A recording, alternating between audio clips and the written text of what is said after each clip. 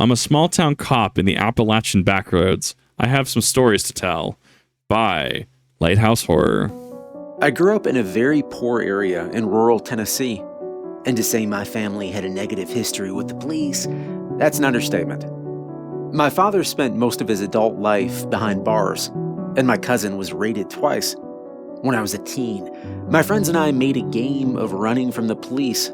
We spent most of our time drinking or exploring abandoned buildings, so we had a lot of these run-ins.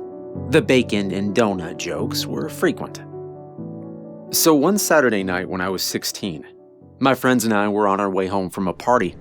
I was kind of drunk at this point, as was everyone else in my car, including the driver, my best friend Kate. I remember fighting back sleep while glancing out the window. And then suddenly, out of nowhere, there's this huge bang. Before I even knew what was happening, the car flipped. And to this day, I still couldn't tell you how it happened. Cade wasn't wearing a seatbelt and was ejected from the vehicle. I had glass in my face and was bruised up, but I was overall okay. I'm not sure if it was the adrenaline or the alcohol, but I didn't feel any pain. I quickly kicked my door open and I got out of the car. Cade was on the ground, bleeding terribly. I tore off my shirt to use it to try to stop the bleeding, but Cade was unconscious. I tried to get him up and wake him up, but he was unresponsive. My other friend, who was sitting in the back seat, was able to get out of the car. His leg was badly injured, so he couldn't walk. But he was able to hand me his phone, and I dialed 911. The police arrived at the scene before paramedics did. Up to this point in my life, I'd never witnessed an officer helping anyone, only, arresting people and putting them in jail. I expected nothing good. I figured we'd be in handcuffs before he even tried to help. But I was wrong. The officer wasn't someone I recognized, but he quickly jumped in to resuscitate Cade. Luckily, he was able to get him responsive before the paramedics arrived. The officer made sure my friends and I got home safely. I was the last to be taken home, and we actually had a good conversation. He had a lot of really good stories from his job, and he even offered to let me do some ride-alongs. So, you can imagine. Everyone I knew was very shocked when I decided to attend the police academy a few years later. I actually really like this origin story. I think it's actually really cool. I think it's also very indicative that sometimes all it takes to resolve a misunderstanding or even disputes is to have that opportunity to kind of set the record straight, so to speak, right? To be able to, oh, well, I don't like these people, or I don't expect anything good from these people. But to have that one moment, to have that one interaction that can kind of change it all around, I think that is a very human thing that a lot of people choose to not understand. A few of my friends and family distanced themselves, and I understood. I jumped into my new career head first, and I never looked back. I took a job in a small town in the Tennessee Appalachians. At first, I was a little bummed out about not being in a bigger city with more excitement. But I quickly realized that protecting the safety of the people in this small town, it was a lot trickier than I first thought. Sure, maybe there aren't gangs, cartels, and murder cases very often, but there were a lot of strangely interesting calls over the years. One that really sticks out to me is the night I was dispatched to a back road where a woman, Michelle, reported she hit someone with her car. Luckily, it was a slow night, so I headed right out. This place was so deep in the woods that it took me a good 20 minutes to get there. When I arrived, her car, a small Honda Civic, was parked off to the side of the road. I parked behind her and proceeded to tap on the car window. And she quite literally almost jumped out of her skin when she heard the tap. Clasping her chest, Michelle rolled down her window. I could see her dark eye makeup running down her cheeks. Clearly, she'd been crying. "What happened tonight, ma'am?" I asked. "I was just driving home from a friend's house, and all of a sudden this kid ran out in front of me. I swerved, but I hit him." She began to cry then. I could tell she wasn't drunk, and clearly felt terrible about what happened. So I guess that's also because obviously pedestrians have right of way, right? So I mean, this is city logic as well, right? Like, can you reasonably be held at fault if you are driving in, some backwater road or some backwater trail? I don't know. I guess it's contextually if you have known hikers along the trail. If you do everything that's within your power to say like swerve and try to avoid it, right? Like that should be sufficient, right?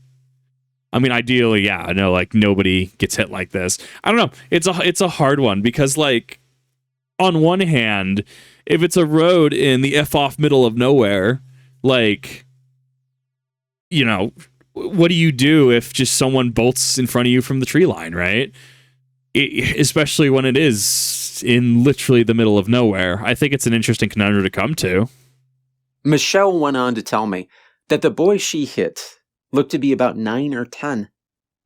There weren't any houses nearby, so she didn't know where he came from. Right. She reported that the boy was injured.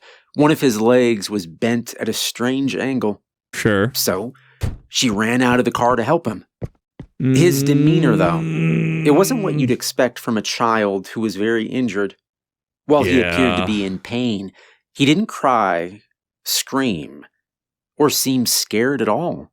I think that also, because in the problem that I run into is that reads like bait. Like that reads like kid might be have some substances in his system, because there's a number of like carjacking. There's a number of like this reads like a trap, right?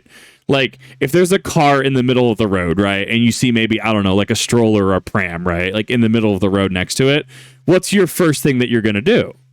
Oh, well, you're gonna stop. You're gonna get out of your car. You're gonna open your door, get out, and you're gonna go check out the situation, right? Especially in the middle of nowhere, I feel like it just. That becomes a hard one to deal with because the Good Samaritan in you is like, you hear from the tree line, you hear just, absolute, just terrified screaming, right? But allegedly, we do have accounts of, someone will turn on their high beams or they'll turn on some lights that they have, look in the tree line, and somebody holding up a boombox, right? Just waiting to jump you. The hard part comes from wanting to be a Good Samaritan, which I'd argue a lot of people want to. But it's either the legal ramifications because, right, Good Samaritans can be sued. We have precedent of that, at least in America, the U.S., or just outright like something's not right about this. Why is there this kid in the middle of nowhere? Like, what? Why? I mean, my immediate thing is who's in the tree line? Who's there? Like, wait, is this a setup? Is this? What is this? He appeared to be very calm, but he wasn't able to stand up. Panic. Are these AI time lapses? I'm not a fan. Michelle got back into her car to grab her phone and dial 911. While she was on the phone with dispatch, she noticed the boy was standing at her window, asking to be let into her car. Her phone died. No. Go away, spooky child. Exactly at the moment she saw him standing there. Luckily, she'd already given her location. She began to open the car door, but stopped. She explained to me that suddenly something just didn't feel right. Yep. The rational part of her brain kicked in, and she wondered why a child would be running through the woods by himself at 11 at night. Where were his parents? Sure, irresponsible parents exist, but there weren't even any houses out here. So why was he out alone? He was also standing up straight and appeared to be in no pain after just being hit by a car. I'm not a fan of the time lapses. I can't tell if it's AI or not. I'm going to go with, my gut and say it's not. I'm not a huge fan of it.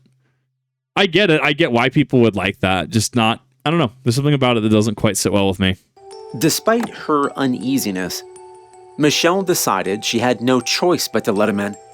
After all, Oh, come on. she hit the poor kid. But then she noticed his eyes. They were pitch black. No visible white. No iris. Although the door... And that actually leads into, what is it, the black-eyed children? That's a very well-known entity is the word that I'm going to call it, right? There's plenty of like stories about it on like Reddit and stuff, like r/no sleep status. That did we learn nothing from what is it? Vampires? You have to invite them in. You have to say, yes, I wish for you to. Once again, what happens if this is a setup? What happens if the kid is actually like, part of this this drug smuggling ring, right? It's so, there's so much that can go wrong in a situation like this. Location and time are absolutely factors for context. The door was partially opened. She attempted to pull it shut, but the child pulled it back open. Stronger than she was. Yep. "Thanks for letting me in," he whispered. By this point, he was smiling and appeared to be in no pain. The boy began laughing then, but not a light-hearted, childish laugh. A maniacal, creepy laugh. Michelle pushed him away, slammed the door, and drove off. And a few miles down the road, her engine began to overheat, and she had to stop. When she looked out her window, the boy was back.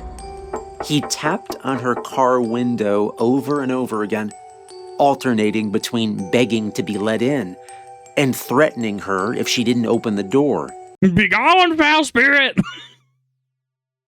I should not automatically default to chaotic good barbarian. I shouldn't. Michelle continued to keep her car locked and avoided eye contact. She waited till several minutes of silence had passed before looking around, and the boy was gone.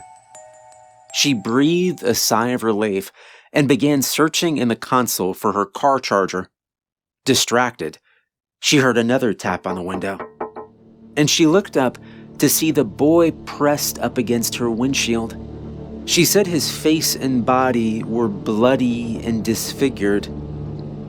"Help me," he said, although it was muffled by the glass. Because it's not working. Michelle screamed, and she tried to start her car several times with no luck.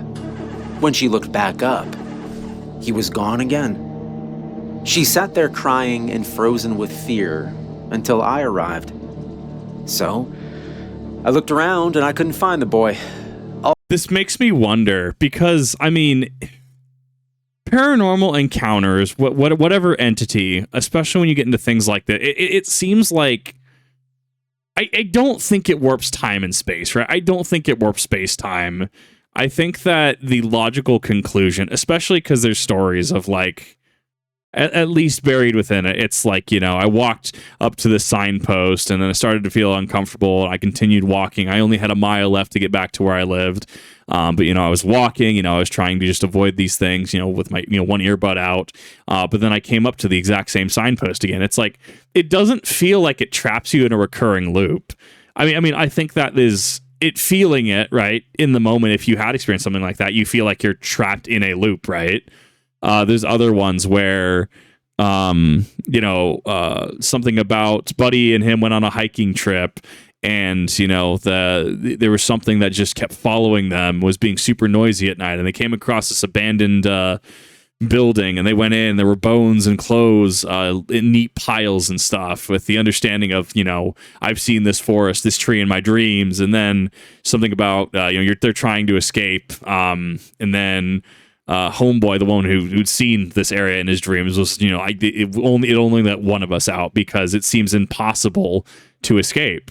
So it makes me wonder, like, we're assuming, right? We're assuming that, sure, if this is all true, we're putting on our thinking caps here, and we're assuming that, okay, in situations like this, where space-time doesn't seem to be functioning correctly, it makes me wonder if there's more of, like, some kind of psychic ESP element to this. It makes me wonder if, because we know that the human mind is one of our greatest benefits, but also one of our greatest weaknesses, right? When the human mind breaks, the human mind breaks, right? Like that's we've seen this how many times. So for something like this, right, where it's like, you know, clearly you drove away, and then suddenly there's this kid shows up again, and then this kid shows up in a horribly disfigured and injured state, which in my opinion is a progression of, you know, revoking consent to be let in, and now showing up in this state to try to elicit a response of being let in, right? I mean, is it that it truly is, you know, swapping, you know, through time, regressing, progressing, or is there potentially more of a psychic element there? Is there some kind of psychic / ESP element to be able to show us what we can perceive? Realistically, we could just not be moving, right? But, you know, suddenly your car doesn't start, and suddenly, you know, you're seeing these images, you're having these hallucinations, you feel like, you know, you're driving on the same stretch of road for an eternity, for infinity, right? It almost feels non-Euclidean, right? Because like you're moving, but then, you know, 20 minutes later, you're back where you started the drive, right? Which, I mean, I feel that would be objectively just a lot of power, even in a fantasy setting, to be able to just close space-time into a recurring loop like that, like pocket dimension status. But like, it really feels like there's some kind of psychic element, or at the very least something that like it affects our brain's ability to perceive things, right? To which, what that is, I have no idea. As I said, we're putting on the thinking cap here. We're trying to work through this in a I guess a non-rational state at this point, whether that's ESP, psychic abilities, sound even, because sound can do things to people's brains. It's interesting. Although I have to say I didn't try that hard. This wasn't my first run-in with black-eyed children. So, I know many are familiar with the urban legend. I'm not sure if Michelle was or wasn't. She was already pretty shook up, and I didn't want to make it any worse, so I just focused on making sure she got home okay. The stories about black-eyed children, they usually go something like this. Children show up and ask to come inside your house or car, usually saying they're lost and need to call their parents. They look pretty normal, except they're usually wearing vintage clothing. And then you notice their eyes, which are all black. Their demeanor may seem strange as well. Most people who encounter black-eyed children report them as being overly calm with emotionless voices. So anyway, Michelle's car starts again, and I followed her home. I took her contact information, and I let her know I'd be in touch if we needed more information about the accident. Why does the meme lord in me just instantly assume that the black-eyed children are a product of the CIA? Like, all I'm saying, the CIA in the 80s seemed like it was an absolute time. The other social commentary is you hear like, I'm sorry, they used what substances in MK Ultra? Can you sign up for that? I mean, it's 2025. I mean, that's a lot of money to throw on some substances like that.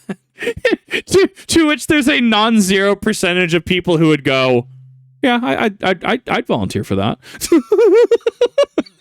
There's your social commentary for the day. But I knew we wouldn't. And then sadly, Michelle passed away 2 months later. While in another state visiting family, she drove over a bridge that collapsed. Aww. It was a small bridge that was overdue for repairs, and her car was the only one on it. Now, some people say this is just a coincidence, but I don't think so. Sometimes run-ins with the supernatural, they have lingering effects. I wondered if maybe Michelle saw something on that bridge before she died. Maybe she saw a little boy with a broken leg. Yeah, I mean, that is the logical conclusion. So another call I'll never forget. It started off a lot weirder. We got this call from... Before we get into the second story, I actually really like how it's segmented up in this capacity. Thank you, Lighthouse Horror. At the end of the day, you need to make sure that you yourself are safe, right?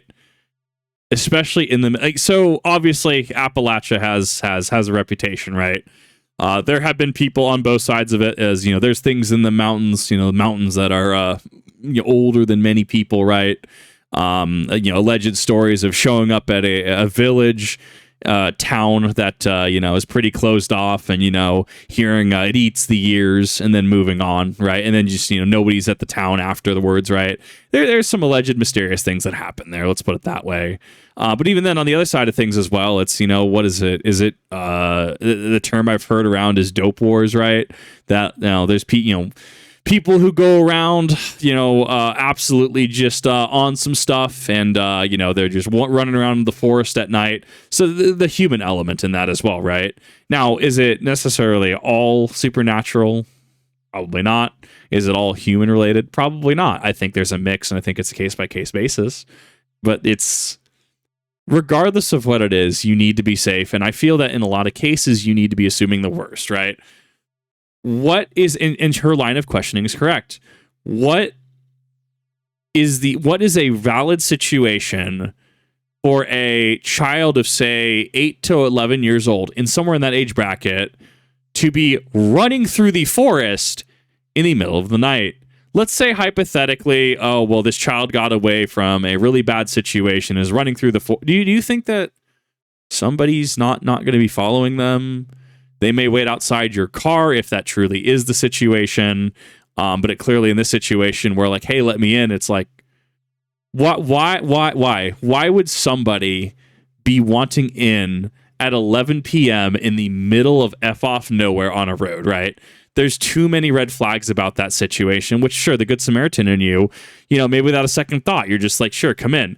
But, even if it is the human equivalent, right? What happens if the child opens the door, but then they keep the door open, and you're like, "Hey, you gonna get in?" And then they keep the door open, and then suddenly you hear, "Hey, give us your possessions and don't move from behind you," right? Or you see people approach you from the tree line. What do you do at that point? Do you floor it? But it's they could be in front of you. They could have already thrown down a spike trap, right? It's you just don't know. Alternatively, if it is, the urban legend of the black-eyed children, it's like, okay, but now you've let them in, and now allegedly, potentially, there are consequences to this, right? Or, you just go missing. Like, suddenly, they find that a call was placed on this, they get to you, and then your car is just empty. Like, the driver's side door might be open, or even be closed, and there's just no sign of you, and then you become just a spooky, chilling missing person case. At the end of the day, you need to make sure you're doing what you need to get home safely. And I think that is an important skill that people need to remember. From a man in his 60s named Casey, who had a pretty strong history of paranoia and drug use. Yeah. Usually, he wasn't the one calling for himself. In the past, it was neighbors or family calling, either angry or concerned about his behavior, depending on the situation. Casey told the dispatcher that he heard some commotion outside and opened his door to see a pizza delivery driver setting a pizza down on the ground. I think I'm more upset that, I said, I don't know if this is AI generated or not, but the time lapse of the pizza, that feels like that's AI. That face feels like it's AI. I hate that the pizza goes from like meat lovers to like having like basil and stuff on it, and then it just warps. There's something about it that doesn't quite sell it for me. Right in front of his porch. Casey hadn't ordered pizza that night. But the driver insisted someone placed an order to this address. The caller's phone number even matched Casey's landline number. I mean, okay. In that situation, sure, I guess you get a free pizza, but like, I guess this gets into pizza pranks and stuff like that, right? Like, people, because that used to be a thing. I don't know how prevalent it is now, right? People calling in pranks of just like, hi, I want to order 60 pizzas to this person's house, and then you will cash on delivery or like bill on delivery, right? A form of harassment, right? Like, what in a situation like this, right? Let's say it's hypothetically 11 o'clock at night, and I don't know, you got Papa's Pizza showing up, right? Actually, I don't even think that exists anymore now I think about it. What a really niche name for me to pull up. That was a place, if I remember correctly, that was up in Crestline, California. They might have had more. I remember Round Table Pizza. Why? See, now I'm talking about pizza, dude. Oh man, we got so derailed. Like, how do you know? Time time and context does matter, right? Somebody shows up at 11 p.m. I didn't order any pizza. Well, it says it's. I'm sorry. You're more than you're more than welcome to take it. I'm sure I will get it on my credit card statement, or alternatively, because it may be a pending charge on my card at that point in time because it's holding. It has to check that the transaction went through. Let me go check my bank account really quick because I'll see the pending transaction, right? And lo and behold, there's no pending transactions. I guess you got a free lunch. And yeah, as it turns out, if somebody ordered it, I will deal with that and dispute and try to dispute it with my bank later. Right? Like rational, reasonable things you can do to de-escalate a situation that you don't know anything about. You don't know if there's an M9 in the box. You don't know if there's a 1911 in there. You don't know what's in the box. You don't know if it's a rag with a funny substance that begins with a C that you push onto somebody's face. You don't know what it is. The order instructed the driver to set the pizza in front of the porch. There was even a $20 bill sitting at the foot of the porch steps for the pizza. Casey and the driver had an argument, and Casey sent him away. Then picked up the 20. No! Casey called in to report this as a prank, since neighborhood kids had messed with him in the past. Wasn't that a thing? I know TikTok actually, I think pretty sure they reported on the AirPods tags. Wasn't there a thing that you can lace a dollar bill with something and that actually can cause you to like pass out? No, don't touch things. So, because there was no immediate safety concern, I took my time getting there. Casey usually wasn't the friendliest to law enforcement, sure, but I'd never had a problem dealing with him. He explained the situation, and I figured it was either a prank or something he just made up. That said, I decided to check under the porch for good measure. Mm-hmm. Casey's house was old and not in the best shape. Oh, no. There was a gap under his porch that used to be covered by wood fencing, but the wood had rotted over time, leaving a hole. So I turned on my flashlight, and I looked through it. I noticed a few empty beer cans, and some scraps of what looked like raw meat. So, I asked Casey if he ever hung out under the porch, and he looked at me like I was crazy and said no. I didn't think so, but, he was a pretty eccentric guy, so I figured I'd better ask. He's an eccentric guy! I decided to search the area under the porch and take a closer look. And as I crawled around, I almost fell into this huge hole in the ground. I shined my flashlight down to show him that it looked like someone had been living there. And then Casey began cussing up a storm.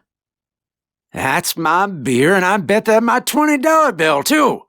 I'll be damned if some idiot thinks they can stay on my property. I'm going down there. Oh. And then with an agility I didn't know he had. No. See, this is where you get the can of Axe body spray. You make sure content's under pressure. You don't make sure it's not opened. You take something, an object, knife, whatever. You pop a hole in the side of it and then you throw it in the hole, and then you watch what happens. That'll clear an area real quick. Casey ducked under the porch, and he went through the hole. Damn it, I exclaimed. I had to follow him to make sure he didn't get hurt. I yelled down to let him know that if he didn't stop, I'd have to call for backup. I really wanted to avoid this, since a lot of times this led to a pink slip, which had never seemed to help Casey in the past. Mm-hmm. I think I tended to be more patient and sympathetic with him, given some of my family history. So, I carefully climbed down the cave entrance, and it led to a large area with one other opening. I called after Casey. At this point, you probably want to get back up, though, right? Let's be real. Because, especially if you're dealing with something like this, like an actual Resident Evil cave underneath the house, there's got to be some permit violation here. There's got to be some kind of building violation here. Obviously, the assumption here is that whoever actually is in this hole is right. But it's what is it? It's the was it a 4chan or a Reddit story? The dude whose parents passed and left him with a bunch of F-off money, and he just built an entire cave system beneath his house and under other people's houses. And I think it was an electrical issue. Ended up what do you call it? an electrical issue ended up starting a fire and trapping whoever he had working for him down there. And they did pass on, unfortunately. But like, you have to have permits for these kind of things, right? Like being a TikTok archaeologist or something, and just like, yeah, well, I'm excavating all this. It's my property. But there's a reason why we have permits and zoning for things. I know bureaucracy, not necessarily a fan of by many people. But can you just imagine your neighbor making some F-off like Resident Evil tunnel that went underneath your house, and then it lowered your property value outside of your control because they were just building underneath you? Yeah, doesn't sound like fun to me. But he didn't respond.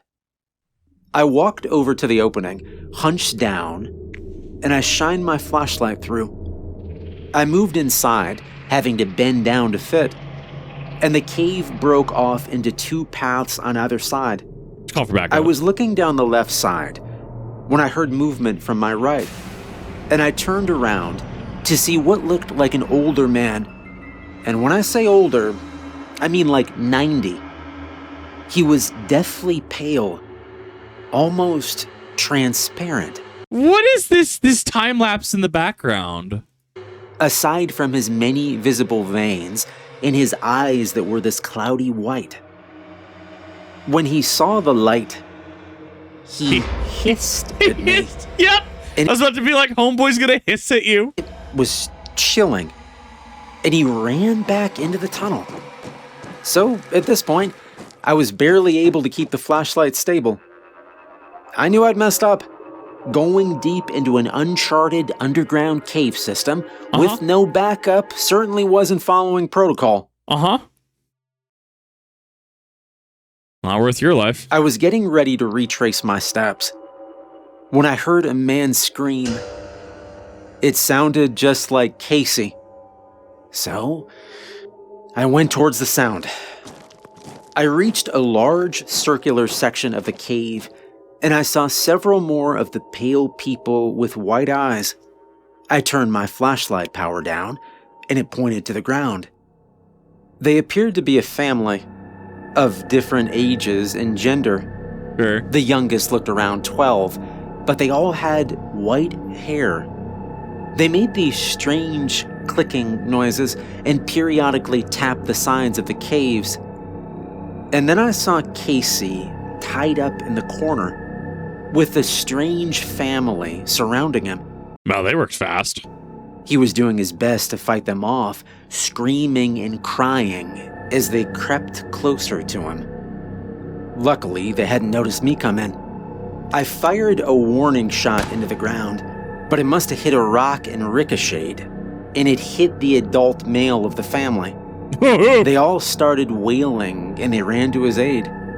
And while they were distracted, I cut Casey's ropes, and I told him to follow me and let's get the hell out of here.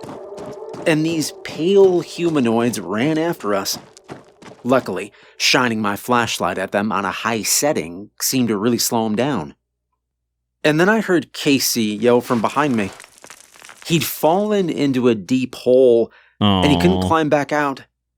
I wasn't sure if I'd be able to get him back up either if I climbed down to help him. Abandoning my better judgment, I climbed down to help Casey anyway, and we began looking for another way out. I found this opening that led to another section of caves. The ground was rough and crackled with each step. And I looked down to see that we were walking on bones. This feels like r/no sleep status. Some clearly looked like animal bones, but others clearly weren't. And then it was pitch black. My flashlight stopped working. Casey started to scream, but I placed my hand over his mouth. I grabbed a matchbook from my pocket, and we continued to go through the cave system. And I worried we were going further down instead of back up. The tunnels were becoming more and more narrow. Hate that stuff, but when dude. we found another entryway, it opened up to a large cave. As I stepped forward, my foot sank into a few inches of water. Casey began digging in his pockets and retrieved a small keychain flashlight. Apparently, he forgot he had it on him. Yeah. It didn't produce much light, but it was way better than the matches. We saw that we were at the edge of an underground pond, and I noticed that on the other side, there was a path that appeared to ascend upward. I almost thought I could see moonlight shining through. But maybe I was just being optimistic. Can you swim? I asked Casey. I mean, you don't know, especially when you deal with underwater bodies of water, you just don't know the composition, you don't know salinity, you don't know if there's heavy metals in there, you don't know the depth especially. I mean, well, it's fascinating because the Idaho State Penitentiary has a little like museum next to it, and it talks about the dangers of, say, like mining, right, underwater, like bodies of water and stuff where people can just fall in and never be able to come back out from. Like, I mean, obviously, like necessity dictates the march ever forward to get out of the situation, to be able to deal with said situation. But yeah, that's definitely this is definitely one of those that it feels a little like r/no sleep, but it also is one of those that, if true, like this man effectively wrote there's a novel in terms of a department email coming down to everybody, every other officer. And he nodded. So we took off our shoes and excess clothing, and we waded into the water. When Casey shined his light into it, I noticed fish. They too were transparent, and they had no eyes. We were about halfway across the pond. Sure, that is an evolutionary adaptation of cavefish from what I understand, but isn't that over a period of a really long time? This was how shallow beneath the surface, right? There's a cognitive disconnect here, because it feels like these adaptations from both said family and fish feel like they should be taken. I don't know. I guess the family, it's whatever. Like that's probably a little different. White hair might be a genetic thing, but like, I don't know. That's so strange to me. And when I heard a splash behind us, the old man had jumped in and was quickly swimming towards us. Casey and I frantically swam to the other side. I got out, and Casey started yelling. The man had him by the legs and was pulling him back into the water. I mean, I don't know, like especially in a dark environment, even if you took a shot, you could probably hit Casey. Like that feels like that's not the play. I grabbed onto Casey and I punched the man. Despite his appearance, the old man put up a hell of a fight, but he finally let go. Go to sleep, go to sleep, go to sleep, Casey go to sleep, go to sleep. hurried out of the water. All right, let's go, I said, and we hurried up the tunnel. Luckily for us, we finally reached an opening. It was in a wooded area a few miles from Casey's home. So, we booked it back to my car. I paid for a hotel for Casey that night on my own dime. He said something about talking to his case manager about moving to an apartment. There was this one time I responded to a call from a farmer. We just gonna move on from this? We just gonna move on? Like no actual resolution? Nothing happened? No sending the cans of Axe body spray in to try and gas them out? No follow up. Just cut and paragraph. What that feels like r/no didn't. That feels. Oh my God. I mean, obviously, like, even if it's fiction, right? There's things you can still draw from it, right? Like, there's still wisdom and there's still conclusions you can draw. At the end of the day, if something feels like if it's going to be in over your head, right? Like, you're going to be like, wow, there's a potential cave network here. Call on for backup, get some support, right? More eyes, travel and pack, etc. I mean, something, be prepared, something. I don't know. Like there's conclusions we can draw from this in regards to safely approaching things, being unable to do certain actions because of proximity, as well as situation and context, being unable to take a shot, say in the in the underground pool because you could hit Casey, especially in a low light environment like that, especially if they're struggling with each other, right? Like I don't, and even then, I think there's a self-defense argument as well in regards to what would constitute situation being changed, right? Like would it be like if they're pursuing him, right? why, would it not be, draw firearm, freeze, get on the ground, right? Because clearly there is intent there to go after said individuals. But then again, I'm sure there's situations that police would talk about where it's like, sure, in the situation you could, but sometimes it's just not the proper situation because it's a numbers game or it's just not the right time. I'm sure that there's a decision-making process there. Obviously, it's easy to say things like this in hindsight versus a 20-foot rule as well. Which is much why I prefer a sword, actually.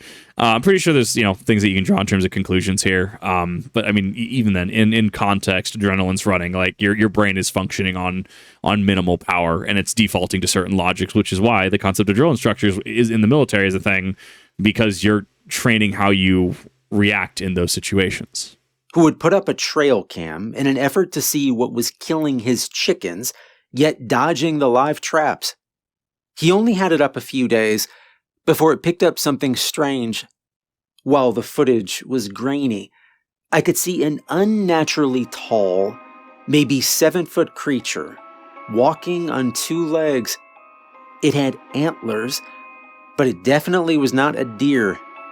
It was thin, and its fur appeared matted and mangled. It had some visible open wounds on its body. Even with the low-quality video, I could tell this wasn't an animal I'd ever seen before. I searched the surrounding area, but I couldn't find anything. I had to just tell the farmer to give me a call if he spotted anything strange. Now, I wish this story had a happier ending, but a few weeks later, I was called to a crime scene. Several cattle on the same farm were violently slaughtered, pretty much ripped to shreds. The farmer must have come out to check on them, and unfortunately, he suffered the same fate. The trail cams were still up, so we checked the footage. And the recording stopped at midnight, then randomly started again at 4 a.m. Needless to say, the incident must have happened between midnight and 4 a.m. Mm-hmm. So, we had nothing to go on. And we never did solve this case. Yeah. One encounter I had while... Sometimes there's just not a good ending. Sometimes there is some things are just left a mystery.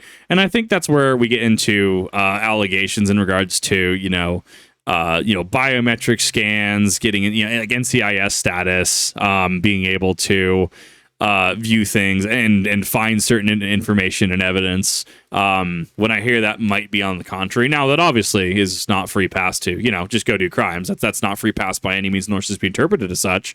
But I hear there is a little bit of a disconnect between reality and pop culture and media in regards to certain practices, which can lead to a little bit of discrepancy. Off duty was very creepy. I just finished my shift, and I stepped into a 24/7 diner on the edge of town. It was around 5 a.m., so it was only me and the owner. He served me up my usual coffee, eggs, and bacon, and we chatted for a few minutes before he went back to the kitchen. Before my food came up, a man walked in. He was very tall and thin, looked like maybe he was in his 30s. His cheekbones were sunken in a way I'd never seen before, even with people with severe substance issues. And his skin had a grayish overtone. He sat down by himself in a back booth. He wore jeans and a black hoodie, keeping his hood up. The owner returned to the dining room and went over to take his order. The man didn't speak, only pointed to what he wanted. Despite the man's strange appearance and behavior, I enjoyed my meal and largely ignored him. After all, it wasn't a crime to be struggling, and he wasn't bothering anyone. Yeah. After he finished his food, the owner brought the man's receipt over. The man waited for the owner to walk away, then calmly walked out the door. The owner yelled for him to stop. And as exhausted as I was, I told the owner I would handle it. I'd known him for a long time, after all. I chased this frail-looking man into the street, and the owner trailed behind me. I finally caught up to the thief at the edge of a tree line. I grabbed him and attempted to put him in handcuffs, but he put up quite a fight. I managed to put one of the hands in cuffs when I locked eyes with him, and his eyes were not normal. The pupils were strange. The best way I can describe them is that they looked like minus signs, like similar to a goat's eyes. He smiled, the corners of his mouth freakishly far apart, and his teeth didn't look human. They were jagged little triangles. I let go of my handcuffs, put my hand on my gun, and I pushed him into the woods. He fell over and rolled, then stood part of the way up, hunching over, his body rapidly transforming. His skin began sprouting hair, and his back bent down until he was walking on all fours. He gradually took the form of a coyote. This actually makes me... But he was able to be pinned down, was he not? Thus, in shapeshifted form, would he not be susceptible to damage? Because it feels like there's transformation process to get back to, or just to another form. Like, once again, we're going super hypothetical, speculative territory, right? Like, if we're talking actual shapeshifter rules, right? Like, but then again, especially if the form is larger, I mean, things like law of conservation of mass come into play as well, right? Like Full Metal Alchemist, right? Like, homunculus hops on a fence, right? And the fence just buckles. Like, wow, why they're not that big? Well, and thus, density is a constant, right? I don't know. That's one of those things where it feels like they were able to be... There was a struggle, but they were able to be pinned down in some aspect. As he descended into the woods, needless to say, the owner never got his money for that meal. Now, the final call that is forever branded into my memory was from a mother of a young child. She called into the station one evening, frantic because her 4-year-old daughter was missing. I and a few additional officers went out to their home, which was in a very rural and isolated area. We talked with the mother to get a description of her daughter Emma, and she said she had blue eyes, brown hair, and was wearing a white shirt with jeans. She'd been playing outside on the swing set. Her mom went inside to make a sandwich, and she must have wandered off. But from what her mom said, Emma wasn't one to run off on her own. Emma's mom spent 20 minutes checking the woods and calling out to her daughter, but she couldn't find her, and she clearly felt very guilty and repeatedly called herself irresponsible. I tried to help her and reassure her. My kids had wandered off a few times when they were young, and I knew how scary it could be. Hey, see, I like when he uses the actual footage, or uses footage, right? I'm not a huge fan of the time-lapse stuff, but like it just, the actual footage, as long as it's like, oh yeah, they're talking about, police officer talking to individual. Oh, just stock footage of police officer talking to person. Like, this I feel is a strong suit. Hey, it could have happened to anyone, I told her. We'll find her, I said, reassuring her. So the other officers and I agreed to start in different directions. Despite it being barely dusk, the thick tree line made the wooded area almost dark. I walked for around half an hour before I noticed a strange structure. It was circular and made up of branches, mud, and other random things from the forest. I saw egg. It almost looked like a giant bird's nest, except it was on the ground. Now, this thing was huge, at least 15 feet side to side. So, I approached it and looked inside, and I saw a small child in the middle of it, sound asleep. And I knew it was Emma right away from the pictures. Her hair was tangled, and her white shirt was covered in dirt. I tapped on Emma's shoulder gently to wake her up, and she opened her eyes. She looked scared. Hey, it's okay, I told her. And I said I was going to take her back to her mom.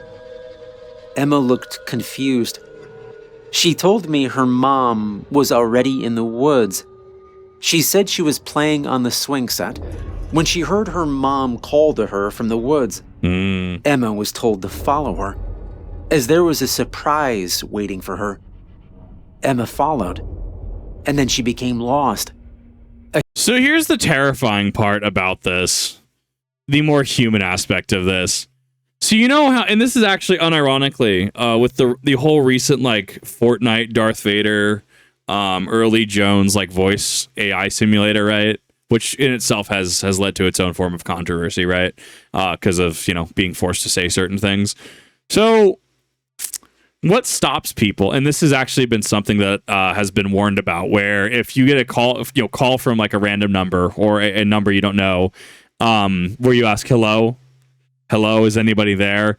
That alone, I think, or there's some criteria that they try to get out of you that is enough to synthesize your voice and thus be able to call your financial institutions, to be able to call your job, be able to call like people you know and try to extort them out of money. Like, Grandma, I'm stuck in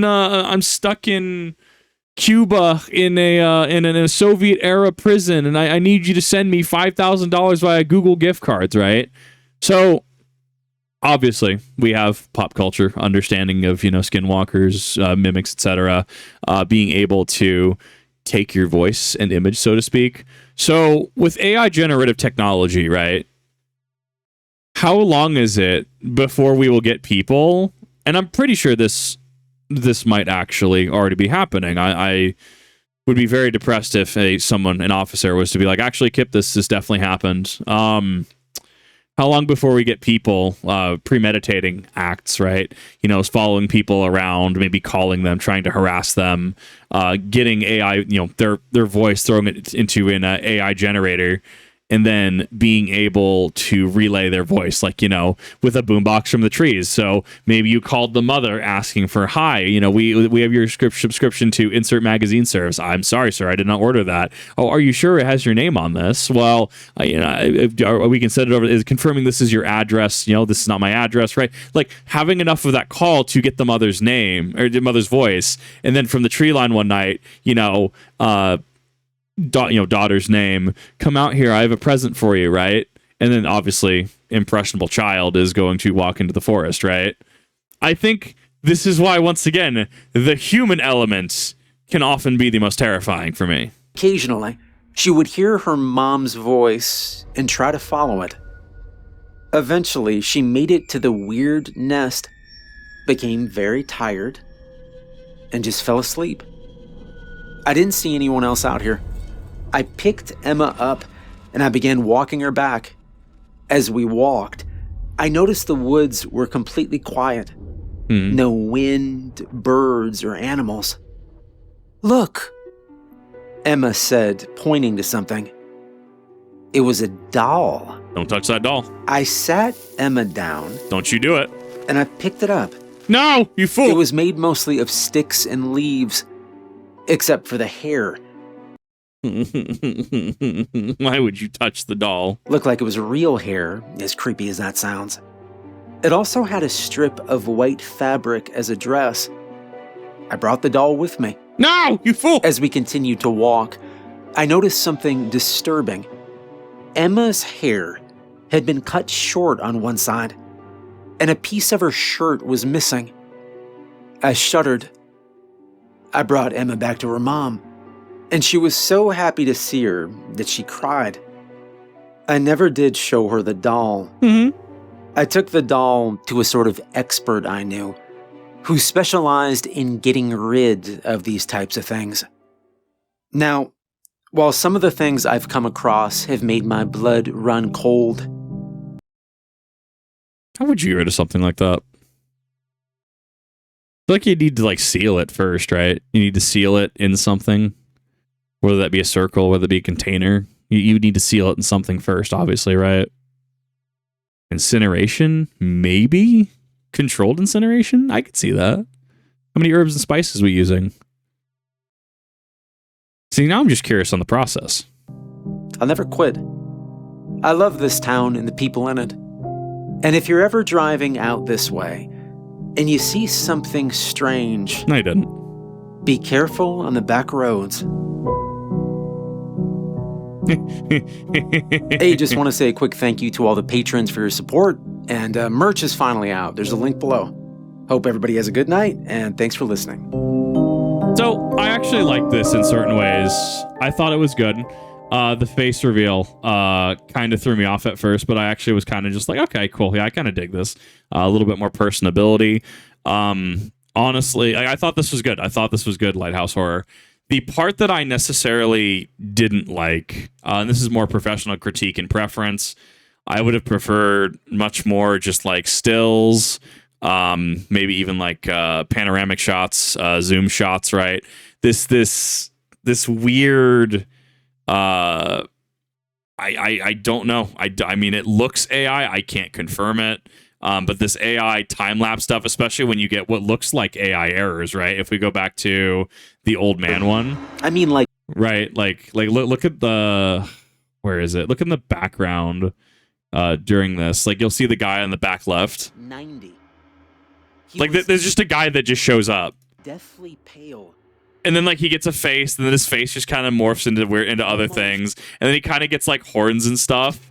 And then obviously then it hits a certain lapse and then it goes backwards. Aside from his many visible veins. Yeah, and he just disappears again. You also notice his expression does change if we go back to the whole diner section as well.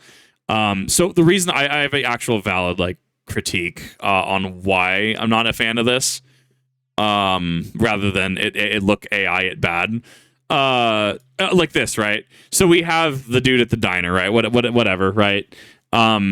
This in itself as a still, whatever, fine. It's spooky video. But the fact that like the expressions change, like there's information contextual and important to the situation that just changes. So it goes from like angry, right? It goes all the way to angry, and it kind of goes back to like maybe like annoyed, surprised, even elated, and then you start going into more malicious.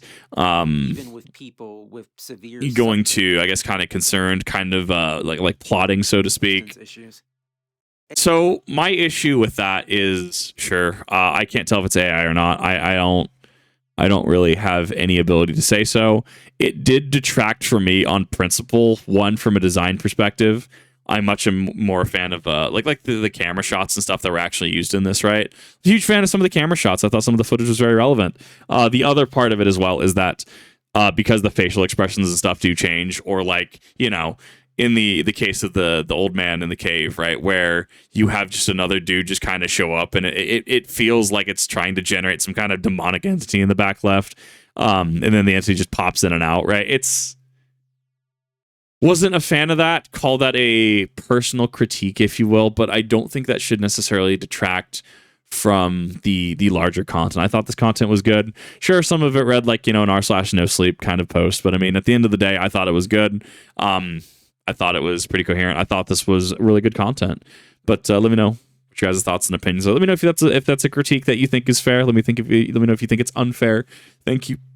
Excuse me. Thank you, Lighthouse Horror, for an excellent video. And I will see you in the next one.